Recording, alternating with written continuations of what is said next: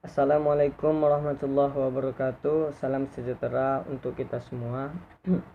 Baiklah, di sini saya Anggi Rinaldi dari Fakultas Hukum Universitas Widya Mataram. Di sini saya akan mempresentasikan hasil dari makalah saya yang berjudul yaitu pelanggaran pembalakan liar atau illegal logging tanpa izin pemerintah. Nah, di sini saya melengkapi tugas dari makalah dari mata kuliah Hukum Administrasi Negara yang diampu oleh Bapak Roni Sulistianto Lukai SHMH. Baiklah, melangkah kita ke bab 1 ataupun pendahuluan.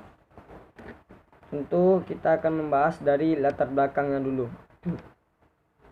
Berbicara mengenai pembalakan liar ataupun illegal logging, tentu yang terlintas dalam pikiran kita adalah penebangan kayu.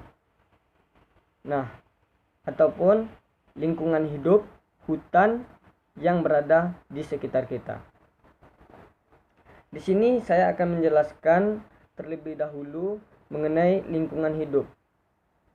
Nah, definisi lingkungan hidup menurut Undang-Undang Nomor 32 Tahun 2009 mengenai perlindungan hidup dan pengelolaan lingkungan hidup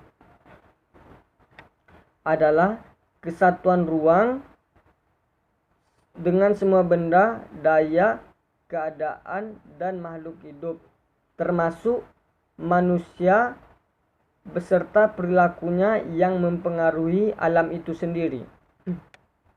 Nah, dari definisi lingkungan hidup menurut Undang-Undang Nomor 32 Tahun 2009 ini dapat kita tarik kesimpulannya, yaitu lingkungan hidup ini adalah kesatuan ruang dengan semua benda, daya, keadaan, makhluk hidup, serta manusia.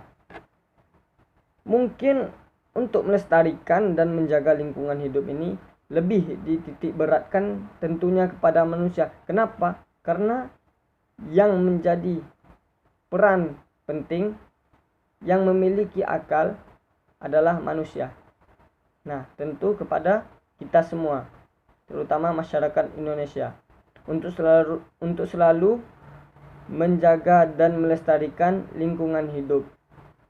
Nah, dari latar belakang mungkin itu yang saya bahas mengenai lingkungan hidup.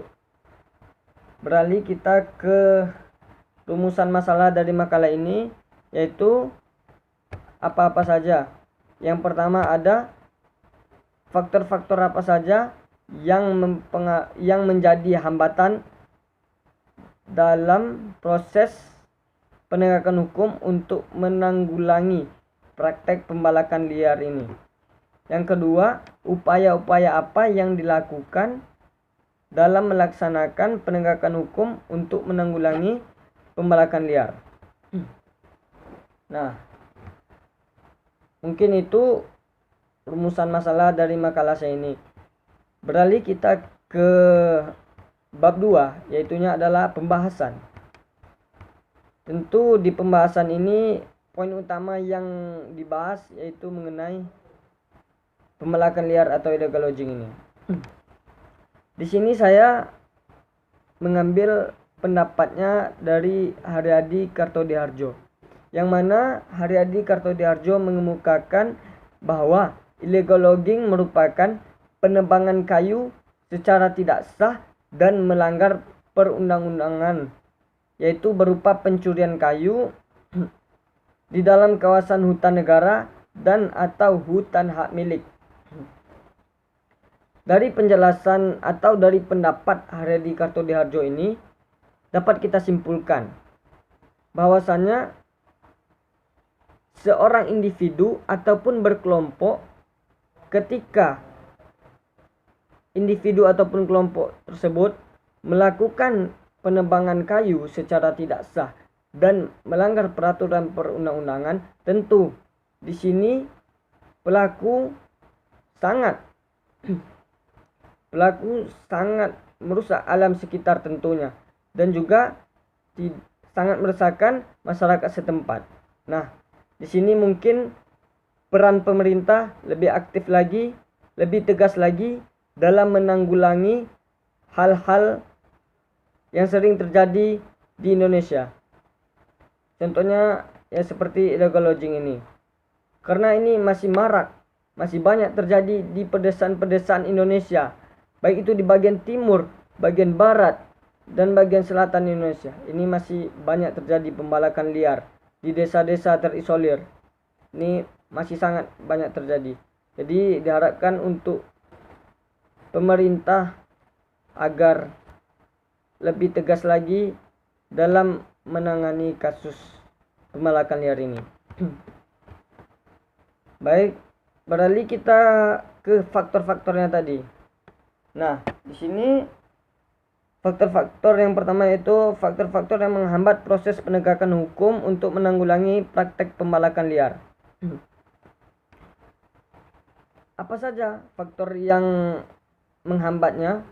Yang pertama itu adalah hambatan yuridis. Yang kedua, faktor geografis. Yang ketiga, lemahnya koordinasi antar penegak hukum. Yang keempat, sanksi pidana yang masih sempit. Yang kelima, faktor keseriusan. Dan yang terakhir ataupun yang keenam yaitu hambatan dalam proses penyitaan. Baik, yang pertama dulu faktornya tadi yaitu hambatan yuridis. Di mana hambatan yuridis ini saya akan menjelaskan. Dalam pembalakan liar ini tentu sangat meresahkan, sangat tidak nyaman bagi masyarakat setempat jikalau oknum-oknum ataupun pelaku yang melakukan pembalakan liar ini begitu sangat berdampak kepada masyarakat sekitar, karena hutan gundul. Kemudian dampaknya begitu besar bagi masyarakat.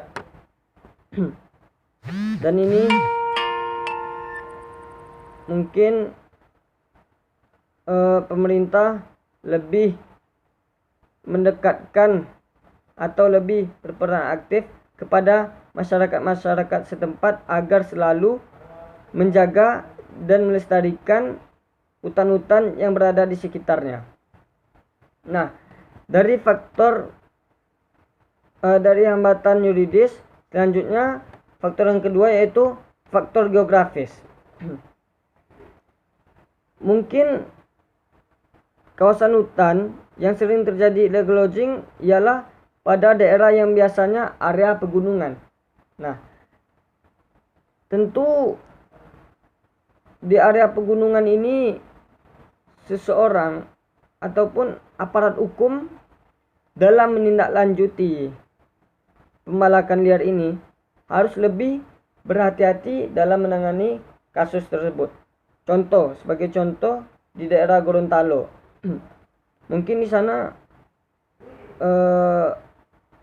tempat oknum-oknum dalam melakukan pembalakan liar ini arahnya lebih ke pegunungan, dan ini aparat hukum harus lebih berhati-hati lagi dalam menangani kasus tersebut. Dari sini kita beralih ke faktor yang ketiga, yaitu lemahnya koordinasi antar penegak hukum.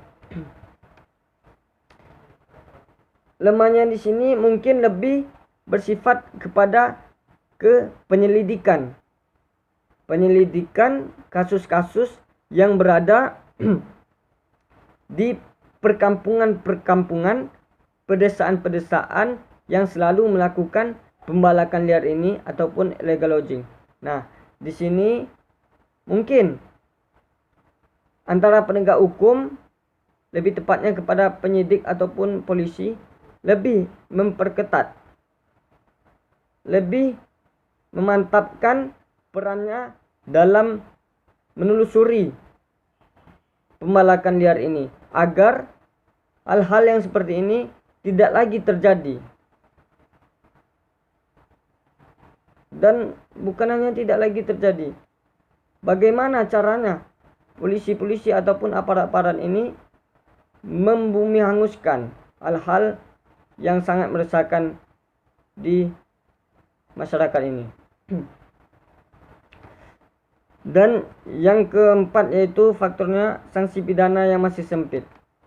Mungkin dari sanksi pidana yang begitu sempit ini masih kurang aturan yang mengatur tentang pembalakan liar ini. Kenapa? Mungkin kepada oknum-oknumnya masih dendanya itu masih kurang, ataupun efeknya itu masih belum jera lah bagi pelaku pembalakan liar ini. Makanya oknum-oknum ini masih banyak melakukan pembalakan liar di bumi Indonesia ini. Karena apa? Karena bagi mereka sanksi pidana itu masih sempit, masih kurang. Nah, beralih kita ke faktor yang kelima, itu faktor keseriusan. Di faktor keseriusan ini diperlukan kepedulian dan ketegasan dari penegakan hukum terhadap kasus-kasus yang terjadi di wilayah Indonesia. Yang terutama itu pembalakan liar ini.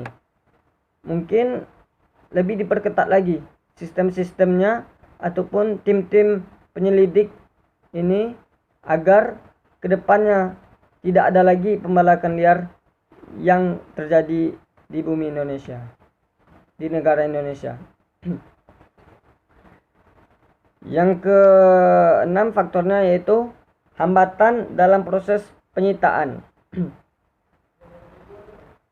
Di sini hambatan dalam proses penyitaan yang dimaksud ini yaitu para aparat ataupun para polisi-polisi agak sulit untuk membuktikan barang bukti dari pembalakan liar ini, karena mereka harus lebih teliti lagi dalam menangani kasus ini. Memang ini ranahnya ranah pidana, tetapi ini agak berbeda dengan tindak pidana umum yang lainnya. Oleh karena itu, polisi harus lebih teliti dan bagaimana sistem dari polisi ataupun aparat-aparat lainnya memperketat selalu dalam proses penyitaan barang bukti dari pembalakan liar ini. Nah, setelah faktor-faktor itu kita bahas, beralih ke hal yang berikut yaitu upaya-upaya yang dilakukan dalam melaksanakan penegakan hukum untuk menanggulangi pembalakan liar atau illegal lodging. Ada apa saja upaya-upayanya di sini? Tentunya adanya pendekatan secara preventif dan juga pendekatan secara represif. Yang pertama kita membahas dulu yaitu pendekatan yang bersifat preventif. Tindakan ini yang berorientasi ke depan yang sifatnya strategis, yang merupakan rencana aksi jangka menengah dan juga jangka panjang. Mengapa? Karena perlunya pendekatan secara preventif ini perlu ditekankan ke